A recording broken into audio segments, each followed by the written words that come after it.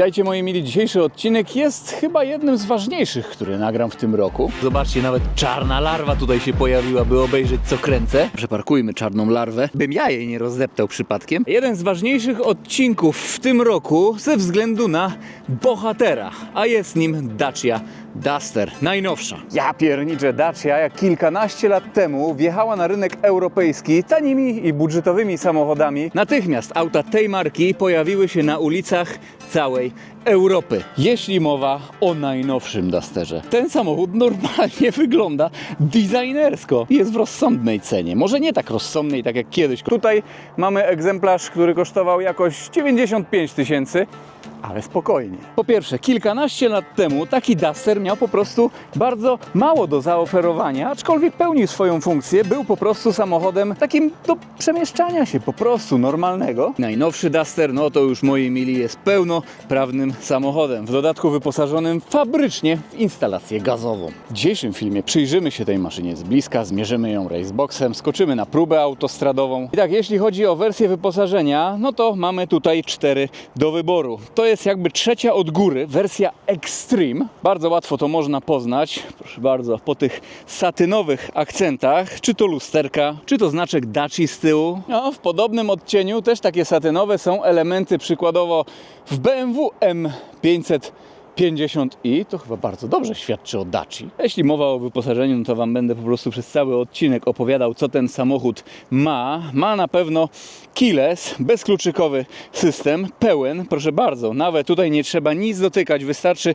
zbliżyć się do auta z kartą. Wersja Extreme ma naprawdę bardzo ładne koła już. Tutaj akurat właściciel, którego serdecznie pozdrawiamy, założył sobie opony całoroczne, bardzo dobrze. Felgi są 17-calowe, rozmiar opon 215/65. O, i wygląda to jak taki offroadowy samochód. Zobaczcie, jaki jest tutaj prześwit. Taką Dacią już spokojnie można się wybrać w jakiś teren. Znaczy wiecie, od razu w teren, może na jakieś bezdroża, bo jednak ten egzemplarz jest skonfigurowany z napędem na przód, ale są wersje, które mają napęd na wszystkie koła. Taka wersja Extreme to 93 000 zł, ale jest tutaj dołożony pakiet zimowy, że mamy podgrzewane fotele, podgrzewaną kierownicę. Jeśli mowa o wyglądzie, to kurczę, z zewnątrz ja bym powiedział bardziej, że jest to jakiś może Jeep.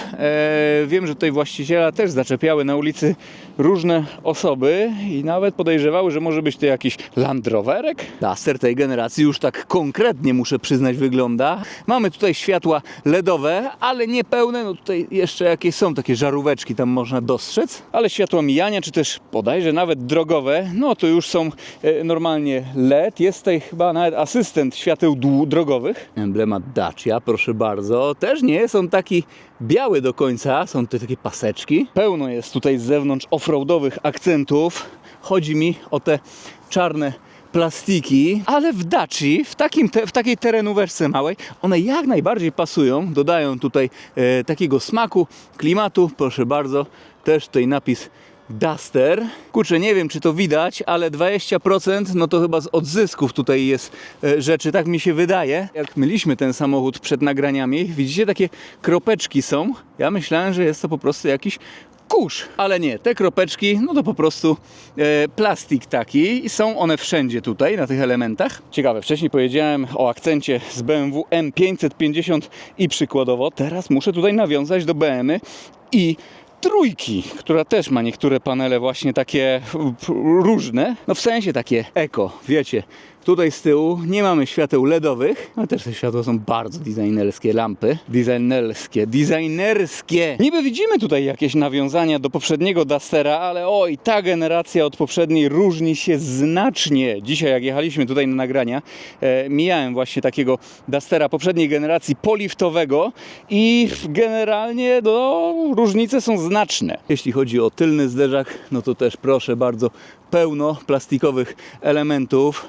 Czujniki parkowania, emblemat Duster, to jest akurat naklejeczka, ale też nie jest taka oczywista do końca. No ten dekor jest najładniejszy, też taki satynowy, brązowy, miedziany. Aerodynamiczne owiewki.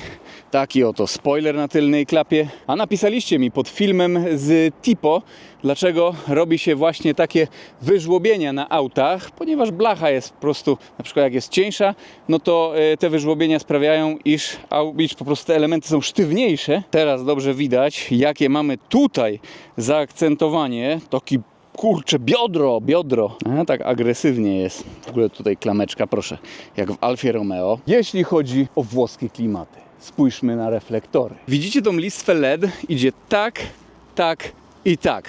Hashtag Lamborghini. Tutaj też mamy takie owiewki. O, tutaj powietrze wpada i przy kole wypada. Jeśli mowa o relingach, to mamy tutaj całkiem konkretne relingi, ale świetną rzeczą jest to, że można je po prostu, jest taki specjalny klucz i można je sobie przemontować, że są one w ten sposób i po prostu wtedy już nakładamy na nie bagażnik dachowy, także jest to świetne. I bagażnik.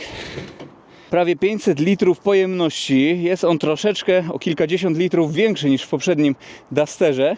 Ma dość regularne kształty, przyznam. Jest bardzo wysoki, jeśli tak patrzymy na niego do półki. Koła zapasowego oczywiście tutaj z tyłu nie ma, no bo instalacja gazowa jest w tym egzemplarzu.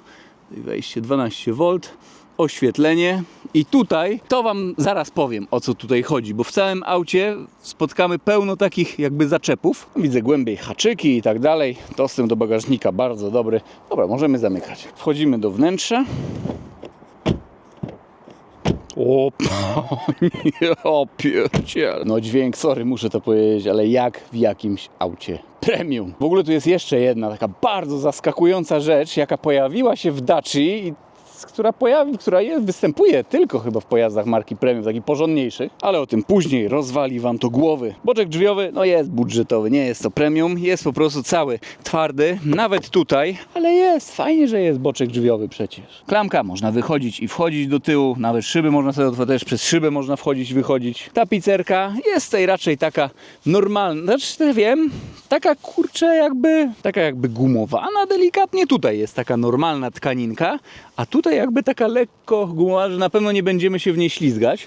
Tutaj eko skórka, brązowe takie miedziane przeszycia są w wersji Extreme, proszę zagłówek też. Podłokietnika tutaj nie ma, ale izofixy, zwróćcie uwagę, są na zamek zupełnie tak jak w BMW 6 Grand Coupe ostatnio była na kanale i miała bardzo podobnie. No to też bardzo dobrze chyba świadczy o Daci. Ten fotel wyregulowany jest pode mnie, ja mam prawie 2 metry wzrostu i zobaczcie, jako tako się tutaj mieszczę. Wprawdzie dotykam już o fotel kolanami, jak tak w rozkroku sobie siądę, to już w ogóle luzik. Włosami delikatnie, czubkiem dotykam o podsufitkę, ale mieszczę się. Ładna podsufitka. Taka ciemniejsza, charakterystyczny materiał. Takie spodnie w tym kolorze nawet bym sobie mógł kupić. Oświetlenie nie jest LEDowe, ale spoko to wszystko wygląda. No tutaj troszeczkę tak bezczelnie ta blacha wystaje, ale to jest Dacia. Bezczelne to byłoby wytykanie takich rzeczy w Daci. Latareczka, która przykładowo, gdzie tutaj jest taki zaczep? O, tutaj. Nawiewów po środku nie ma, ale są takie oto zaczepy. Proszę bardzo, cyk. Taki zaczep jest w bagażniku. Taki zaczep jest też tutaj, przy ekranie. Tutaj też. Możemy sobie pod siebie wnętrze troszkę zaadoptować. Proszę bardzo, tutaj też taki uchwyt jakby na kubeczek. Tutaj jeszcze kolejne rzeczy. To nawet nie wiem. A nie, to i okej. To jest jakiś haczyk taki i uchwyt do telefonu. Proszę bardzo. Przejdziemy do przodu. Po wersji Extreme jest jeszcze wersja Journey bodajże, ale ona chyba już nie będzie miała tych satynowych akcentów. Będzie miała za to elektryczny, ręczny, bo... Momencik. No pięknie, bo ręczny w wersji Extreme i w niższych wersjach jest normalny. Co tam jeszcze w tej Journey jest? Nawigacja pełna. Tutaj mamy po prostu Android Auto i Apple CarPlay bezprzewodowe w dodatku. Boczek drzwiowy, no tutaj już jest miękko kawałek, bo nie jest to nie wiadomo jak miękkie, ale jest miękko. Ten szary akcent, no to już po prostu plastiki tutaj wszędzie. Różne takie faktury. Ktoś tutaj siadł trochę nad projektem tego wszystkiego, czy to z zewnątrz, czy to wewnątrz. Zobaczcie jakie nawiewy. Tutaj przyciski, tutaj asystenci, eko, regulacja świateł i start-stop. Wejdziemy sobie do środka. Fotele też mają ten jakby gumowany taki materiał, nie ślizgamy się tu w tym fotelu. Tutaj proszę, też jest to jakby takie gumowane, inna fakturka. Miedziane akcenty. Kurde, tutaj nawet Alcantara jest troszeczkę taka jak. Tak mieści się tutaj prawie 2-metrowy petrolhead za kierownicą. Pozycja całkiem spoko. Siedzimy tak troszeczkę wyżej. Generalnie mniejsze tutaj okna są niż w poprzednim Dusterze. Czujemy się jak w czołgu. Kurczę, na próbę autostradową później jedziemy jak w myśliwcu. Może odpalimy sobie, proszę bardzo, na przycisk. O, radyjko. Tu się ścisza radio. 3-cylindrowy silnik pod maską. Troszeczkę to w zasadzie słychać. Widok z perspektywy kierowcy. Proszę bardzo.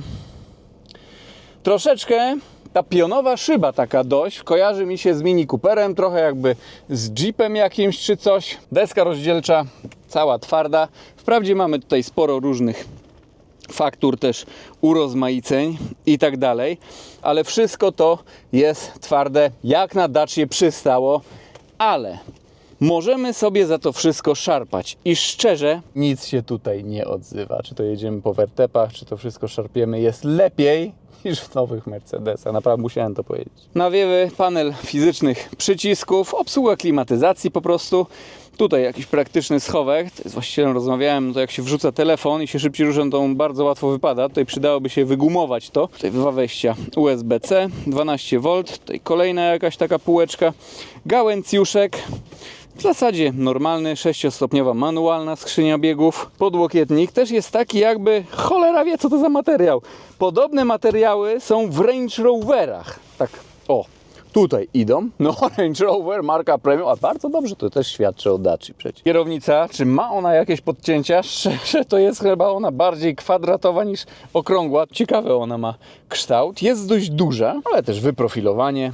Skórka jest miękka, przyjemna dość w dotyku, multifunkcyjna. Mamy tutaj normalny tempomat, ale jest też asystent pasa ruchu na przykład. Oczywiście jest to nowe auto, no to mamy tutaj również to pikadełko, jak przekraczamy jakąś prędkość. Szczerze, nie jest to dobry system. Jeśli auta, i to niezależnie czy to będzie Dacia czy Mercedes, by nieskazitelnie czytały znaki, rozpoznawały ograniczenia prędkości, odwołania i tak dalej, no to by coś takiego mogło być, ale w przypadku, gdy auto po prostu z ograniczeniami się myli, no to ja nie wiem, jak to w ogóle przeszło homologację, jest to po prostu dziwne. W każdym razie, żeby to wyłączyć, wystarczy 2 razy sobie wcisnąć spersonalizowane ustawienia. Jeśli chodzi o licznik, no to proszę. Tutaj mamy ekran LCD, tu po środku takie paseczki na kierownicy. Proszę, tutaj ten przycisk przycisnę. O, tak się tutaj wszystko zmienia.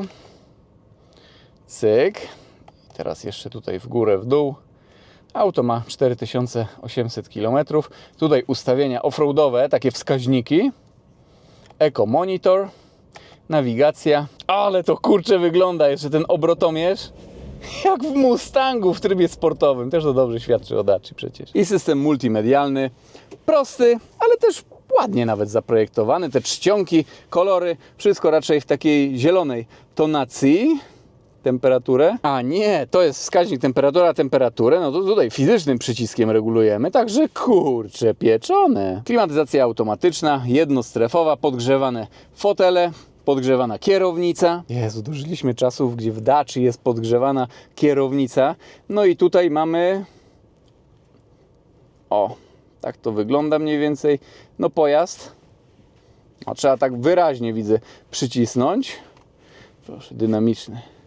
Jakieś ustawienia. Telefon. No są tutaj lagi trochę. Ale ten system ma...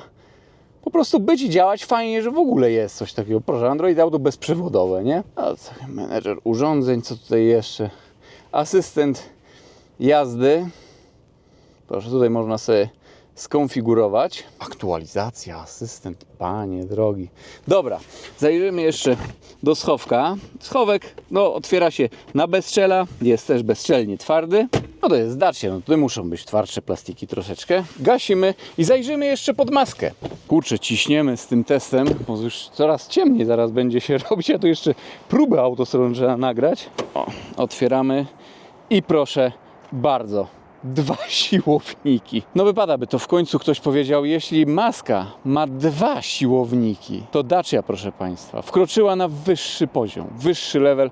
Jest to już auto premium. Więc tak, jeśli chodzi o silniki, no to podstawowy taki w Dacia Duster to EcoG 100, później Wam wszystko powiem. Później jest TCE 130, TCE 134x4 oraz Hybrid 140. Hybrid 140 to już jest pełna hybryda i jest tam nawet automatyczna skrzynia biegów. W pozostałych wersjach skrzynia jest manualna. Wszystkie silniki są uturbione. TCE 130 no to pracuje na benzynce. Tutaj mamy maleńką 3-cylindrową jednostkę, która pracuje na benzynce oraz na LPG. Jest tutaj fabryczna instalacja LPG. Czemu u producentów częściej nie pojawia się fabryczna instalacja LPG w samochodach? Przecież to jest, kurczę, tanioszka, jeżdżenie tanioszka. To jest też ciekawe, że 1-litrowy, 3-cylindrowy, uturbiony silniczek generuje tutaj wyższą moc na LPG niż na benzynie. Na benzynce moc wynosi tutaj 90 koni mechanicznych, moment obrotowy 160 Nm, a na LPG 100 koni mechanicznych oraz 170 Nm. Realne zużycie paliwa, no wiadomo, jak tutaj Dacia już nawet nie zachęca, a zmusza wręcz jeździć na gazie tym samochodem, no bo mamy nawet lepsze osiągi. Zużycie gazu takie realne to od 8 do 9 litrów na 100 km, coś takiego, ale bez ekojazdy, normalne jeżdżenie. I jeśli mowa o osiągach, producent deklaruje, iż ten samochód na benzynce od 0 do setki rozpędza się w 14 sekund, a na LPG w 13,2 sekundy. Ale wiecie co, wszedłem na stronę Dacia i co mnie mega zaskoczyło, to Dacia podaje tutaj czas na ćwiarę. Na ćwierć mili normalnie. A może byśmy sobie sprawdzili czas do setki na ćwierć mili? Dacia deklaruje, że na benzynce powinniśmy tutaj na ćwiarę mieć czas 19,8 sekundy, a na LPG o 0,4 sekundy szybciej.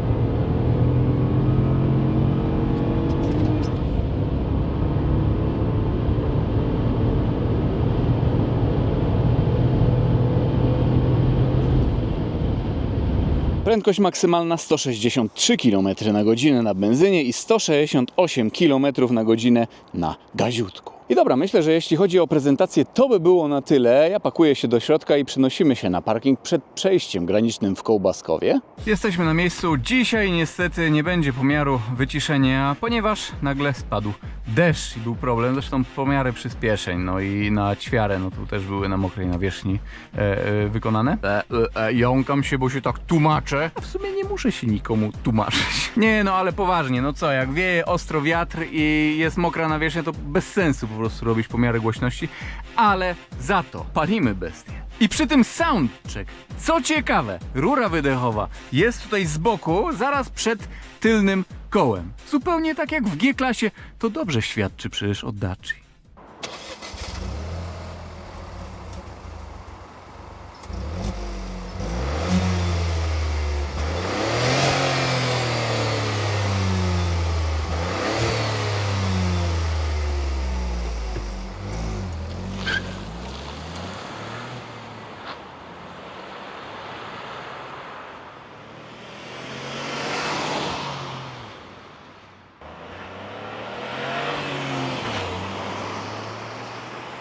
No bzyczy sobie ten 3-cylindrowy silniczek. Oj, bzyczy. I dobra, będziemy jechać. W ogóle tutaj starsze państwo musimy pozdrowić, ponieważ że ta pani w różowej kurtce podeszli do mnie i się zainteresowali Dacią. W sumie trafne pytanie zadali, czy tutaj jest CD player, bo chcą sobie z mężem kupić. No kurczę, nie ma CD playera. Niemcy nie tylko swoje samochody, taka Dacia nawet wzbudziła zainteresowanie. W zasadzie to chyba pierwszy raz do mnie Niemiec podszedł na przejściu granicznym, przed przejściem granicznym w Kołbaskowie zapytać o auto. No dobra, będziemy lecieć. Ole! No, trzeba tutaj troszeczkę spokojniej zmieniać biegi, właściwie spokojniej spuszczać sprzęgło. ponieważ są tutaj takie pewne softowe kastracje. Jak za szybko zmienimy bieg, to po prostu lekką taką zmułę łapie auto. Ale wiecie, nie jest to wyścigówka, mimo że na stronie Dacia jest podany czas na ćwierć mili. O kurczę, właśnie. Jeszcze tutaj zużycie paliwa musimy sobie skasować. No, gdzie to jest? No i dobra. Ale później sobie zobaczymy. Taką niespodziankę sobie zrobimy. Tutaj wyłączę, żeby ten obrotomierz był taki szeroki. No w stronę Berlina będziemy jechać idealnie pod wiatr. Wiatr w mordę, no ale na powrocie, ojejku. Kontrola, zobaczymy, czy Dacia Duster jest przypałowym samochodem. Nie. No dobra. Dociśniemy. Nie wiem, czy to jest 100-200, raczej nie. Ale ciekawe, czy takie 160 będzie do drugiego wiaduktu. 163 wpisane na benzynie. Odcinek bez ograniczeń prędkości, niemiecka strona. Mam wrażenie, że też tak super wysoko, powyżej 6000 obrotów nie opyla się tutaj kręcić tego samochodu. No 168 mamy wpisane na gazie. Patrzcie, Boże Święty. 163, ja już tak mam to wszystko wyczute.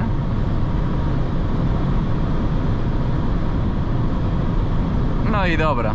I tutaj będziemy zwalniać. Bez sensu tutaj deptać. Naprawdę wieje dziś. No, z drugiej strony ruch. Ale to w sumie dobrze. W przypadku takiej Dacii to będziemy korzystać z cieni aerodynamicznych może nawet. Zobaczymy. Ale takie 150, nawet 160 km na godzinę oczywiście jest tutaj troszeczkę głośniej. Jest tutaj spokojnie do utrzymania. Nawet jak tak pod wiatrzysko jedziemy, no może sobie zaraz depniemy tak porządkowo, ale najpierw sprawdzimy prędkości obrotowe. To takie 140 km na godzinę, to mamy 3496, 120, mamy szósty bieg, mamy szósty bieg, 2989. To jest ciekawe, że od Renault są, marka Dacia jest pod Renault. Renault robi według mnie te nowe, to kiepskie samochody. Możecie się oczywiście ze mną nie zgodzić, no Boże Święty. Ale Dacia akurat są bardzo spoko. No i 100 km na godzinę to jest równe 2500 obrotów. Co tutaj dziabiemy? Na szóstym biegu. Zobaczcie, coś tutaj dołu jest. Ta turbinka wstaje całkiem wcześnie. No mówię, teraz jest podwiatrzysko, to spokojnie. Zobaczycie, co będzie się działo w drugą stronę, bo aż ja się sam boję. Dobra, wiecie co? Odcinek specjalny, ale ja mimo wszystko, ale że jest pod wiatr, pozwolę sobie skosztować trochę tego ciasta. Zobaczymy, jak będzie w drugą stronę. Może będzie duży ruch. No i co? Teraz będzie z górki. Cholerne wiesz, aż się boję, co się będzie działo w drugą stronę. My to już widzę licznikowe 170. Dobra. 168 9 170.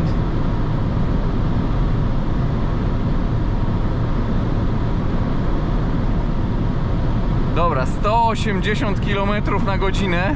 Ja pierniczę.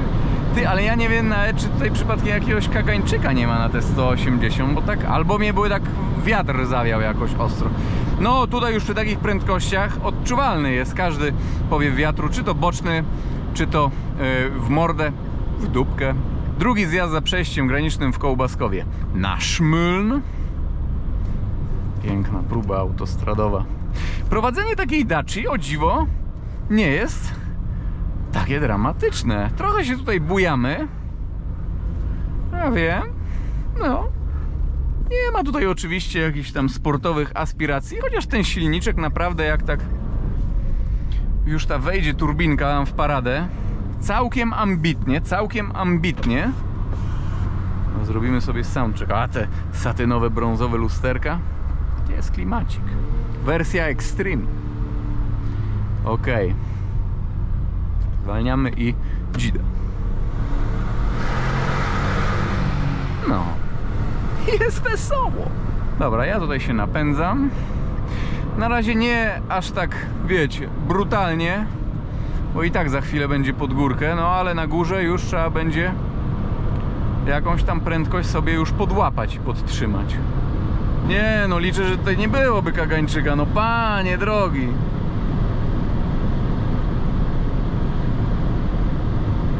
165, ciągle podjeżdżamy pod górę. Kusiłoby mnie na tą piątkę zrobić, ale wiecie co, z góry i z wiatrem to lepiej nad biegiem lecieć. No i dobra. I lecimy.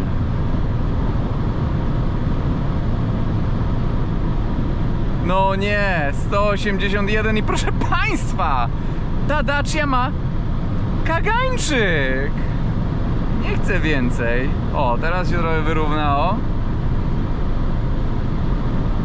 Kagańczyk jest, a tak z zaskoczenia może gdybyśmy... Nie! Z zaskoczenia to już 181 pokazała. A szkoda trochę, bo chciałaby więcej. Ej, ale w ogóle jakby tutaj w tym 1.0 turbo sobie program jakiś zrobić i kaganiec ściągnąć, ale bym tutaj 2 paczki ładował. No z przyjemnością nawet. I dobra, co? W dzisiejszym odcinku myślę, że to by było na tyle. Jeszcze sprawdźmy zużycie LPG 17 litrów, także nawet troszeczkę spadło. Mam nadzieję, że ten samochód, ta próba autostradowa, ten cały pakiet petrolheadowy Wam się niesamowicie podobał. Pozdrawiam i do zobaczenia w jakimś kolejnym filmie, kolejnym odcinku. Na razie, trzymajcie się. A ja to jeszcze powpatruję się trochę w ten cyfrowy prędkościomierz i obrotomierz.